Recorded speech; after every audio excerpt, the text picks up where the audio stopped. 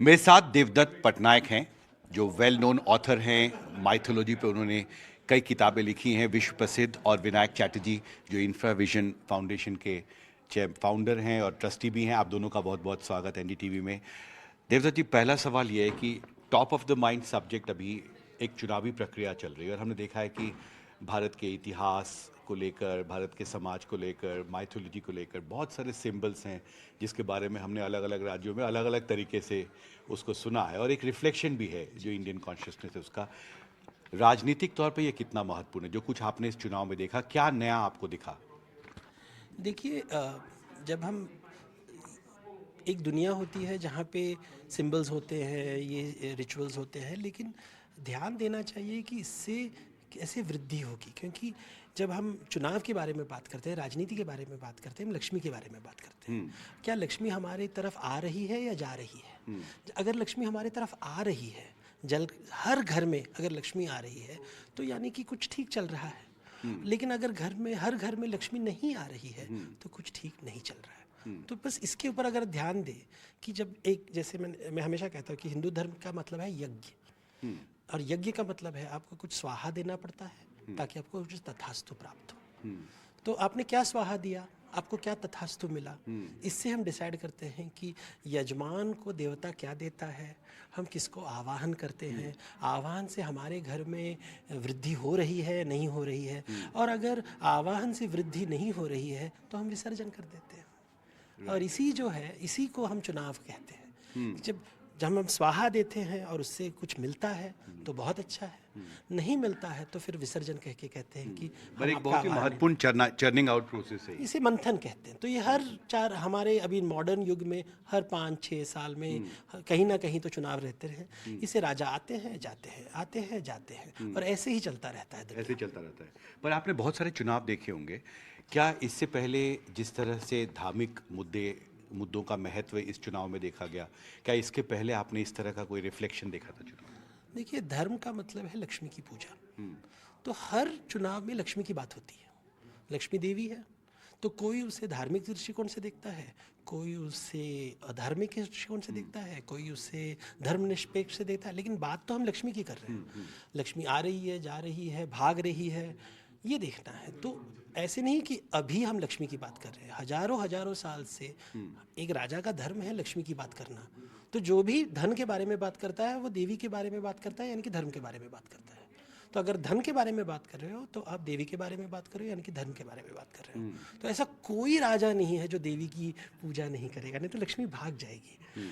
तो ऐसा नहीं है कि केवल वेशभूषा बदलने से हम धार्मिक बन जाते हैं। आत्मज्ञान होना चाहिए। आत्मज्ञान अगर होगा तो फिर लक्ष्मी आ जाएगी हमारे पास, जी। और अगर आत्मज्ञान नहीं होगा तो लक्ष्मी भाग जाएगी। विनायक सर, दूसरा जो एक अहम मुद्दा था वो इकोनॉमिक इश्यूज की प्रीमिस। इस चुनाव में आर्थिक मुद्दे बहुत सेंटर में रहे राजनीति के। भारत को एक विकसित देश बनाना है 2047 तक। एक रोड मैप की बात प्रधानमंत्री ने कई बार की है। एक नई सरकार का गठन होने वाला है। आप इंफ्रास्ट्रक्चर सेक्टर से बहुत लंबे समय से जुड़े रहे हैं, इसकी बारीकियों को समझते हैं। नई सरकार की क्या प्राथमिकता होनी चाहिए जहां तक इंफ्रास्ट्रक्चर सेक्टर का सवाल? देखिए, ये सरकार 214 से ही कह रहे हैं, 2014। 2014 से ही कह रहे हैं कि ये जो हमारे इकोनॉमिक ग्रोथ जो हो रहा है वो पब्लिक एक्सपेंडिचर, इंफ्रास्ट्रक्चर एक्सपेंडिचर से ही हो रहा है। It is pump priming economic growth. तो वो पॉलिसी तो चलेगा। आप बजट देखोगे कि 30% आउटले बढ़ रहा है। अभी जुलाई में बजट आने वाला है तो फिर से आप देखोगे कि पब्लिक वर्क्स और इंफ्रास्ट्रक्चर में बहुत एम्फेसिस होगा, क्योंकि यही अभी इकोनॉमी को पम्प प्राइम कर रहा है। सरकार का जो फिनेंस, बहुत इम्पोर्टेंट एक फिनेंस ब्यूरोक्रेट है, वो हमें कॉन्फिडेंशियली कहा था कि सरकार के पास ये कॉन्फिडेंशियल रिपोर्ट है कि आप 1 रुपया इंफ्रास्ट्रक्चर या पब्लिक वर्क्स में खर्च करें तो उसकी मल्टीपल 3 होता है जीडीपी में। और आप 1 रुपया किसी को जेब में डालें, डायरेक्ट बेनिफिट ट्रांसफर जो कहता है डीबीटी, उसमें 90 पैसा मिलता। तो ये आपके सामने जब है, जिस सरकार के सामने है, और ये सरकार जो आने वाला है, सब सरकार ही जानते हैं कि 1 रुपया जहां 90 पैसा डालते हैं और 1 रुपया जहां 3 रुपया में जाके फायदा देते हैं, तो क्या करना है। तो infrastructure investments will still be centre stage, emphasis will shift slightly. आपने 10 साल से देखा या 15 साल से कि रोड के ऊपर बहुत ध्यान था, इस बार मैं अभी कह सकता हूँ कि ऐसा लग रहा है कि railways will now get the pride of place after roads, और सिटी इंफ्रास्ट्रक्चर और ग्रीन एनर्जी इसमें फोकस जरूर रहेगा। यही मोटी बात है। तो आपको लगता है कि जुलाई में जो बजट पेश होगा नई सरकार के गठन के बाद, उनको इन नए सेक्टर्स की तरफ ज़्यादा ध्यान देना होगा रिलेटिवली, मतलब जितना वो करते रहे हैं? नहीं, हो ही रहा है, बिकॉज सड़क बनाने एक सर्टन लेवल पर आ गया, बहुत सारे आप ग्रीनफील्ड एक्सप्रेसवेज वगैरह बन गया। अभी टाइम आया है हिंदुस्तान की जो रेलवे सिस्टम है उसको आप एक स्तर में पहुंचने का, एक अभी टाइम आ गया। तो अभी एम्फोसिस रोड से रेल जाएगा, ये आप लिख लीजिए। रोड से रेल जाएगा। 2047 तक भारत को जो एक विकसित देश बनाने का जो एक विजन है, उसमें इंफ्रास्ट्रक्चर के लिए और क्या सेक्टर्स होंगे आपको लगता है लॉन्ग टर्म में, जिस पर ज़्यादा फोकस करें? अभी बेसिकली ये जो अर्बन रूरल अर्बन माइग्रेशन हो रहा है ना, इंडिया की जो शहरें हैं इसमें अभी आप देखिए रोज ट्रैफिक का क्या हाल है, पानी का क्या हाल है, बसती का क्या हाल है। The Indian cities are crumbling, और हमें सिटी एडमिनिस्ट्रेशन में ज़्यादा ध्यान नहीं दिया है। ये इनफैक्ट अम्बेडकर जी ने जब कॉन्स्टिट्यूशन लिखा था, स्टेट सेंट्रल और कंकरेंट, हमें कॉन्स्टिट्यूशनल अमेंडमेंट करना हुआ है 74th अमेंडमेंट की, cities should take charge of their own destinies. तो अभी सिटी इंफ्रास्ट्रक्चर में बहुत ध्यान देना चाहिए विकसित भारत के लिए। आपने बहुत सारे एंशियंट सिटीज़ को स्टडी किया, आपके टॉक को मैंने सुना, बहुत विस्तार से आपने बारीकियों से उनकी डिज़ाइन को और उनके स्ट्रक्चर्स के बारे में बात की। एक सवाल, एक महत्वपूर्ण बयान आपने दिया कि हम बात करते हैं कि एक देश जो है वो एक इंडस्ट्रियलाइज्ड इकोनॉमी है, लेकिन वो पॉल्यूटिंग इकोनॉमी हम उसको नहीं बोलते, but when we industrialise then we also pollute the environment. And आज के दिन सस्टेनेबल डेवलपमेंट एक बहुत बड़ा एरिया बन गया है दुनिया के लिए, और चुनौती भी है कि आप कैसे टारगेट्स को मीट करें पॉल्यूशन कम करने के लिए। क्या लेसन्स हैं जो आपने बहुत सारे सिविलाइजेशंस को स्टडी किया इंडिया में, अब्रॉड, क्या बिग लेसन्स हैं जहाँ तक एक होता है कि आप विकास करें लेकिन साथ में पर्यावरण को भी साथ में लेकर चलें, जिसको आप अपनी भाषा में कह रहे थे कि एक राजधर्म होना चाहिए? जी, देखिए संस्कृति का निर्माण प्रकृति से निकलता है। प्रकृति नहीं होगी तो संस्कृति नहीं रहेगा। अभी प्रकृति से हम अन्न लेते हैं, लेकिन उससे देते क्या हैं, ये प्रश्न पूछना है। जब आप कुछ भी काम करें तो ये पूछना है कि हम प्रकृति को दे क्या रहे हैं, ले रहे हैं, एक्सट्रैक्शन कर रहे हैं, दे क्या रहे हैं। और ये प्रश्न कोई नहीं पूछ रहा है। जब तक ये नहीं, हमारे पूर्वज जो थे वो हमेशा कहते थे कि जब तुम कुछ ले रहे हो तो हमेशा देना चाहिए, इसे यज्ञ कहते हैं। तो लेन देन की जब बात होती है, पूरा सर्कल होता है, फिर उसको होलिस्टिक कहते हैं।